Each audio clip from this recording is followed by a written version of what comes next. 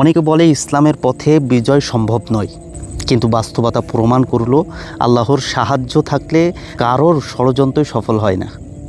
গতকাল ঢাকা বিশ্ববিদ্যালয়ে ইসলামী ছাত্র শিবির যে বিজয় অর্জন করেছে, এটি শুধু একটি নির্বাচনী জয় নয়, এটি সত্য ও ন্যায়ের জয়, আদর্শের জয়। মানুষের মুখে অনেক অভিযোগ, অনেক অপবাদ, কিন্তু বাস্তবতা কী? যখন তারা ইসলামী ছাত্র শিবিরের ছেলেদের সঙ্গে মেশে, তখন তারা দেখে ব্যবহার, নৈতিকতা আর চরিত্রে কতটা পরিশুদ্ধ। আজকের এই বিজয় সেই আদর্শিক সংগ্রামের ফল, যেখানে প্রতিটি কর্মী বিশ্বাস করে ইসলামী রাজনীতি মানে কল্যাণের রাজনীতি, ন্যায় বিচারের রাজনীতি, মানুষের মুক্তির রাজনীতি। আমরা চাই এ বিজয়ের মাধ্যমে পুরো জাতি উপলব্ধি করুক যে সত্যকে যতই লুকানো হোক, শেষ পর্যন্ত তারই বিজয় হয়।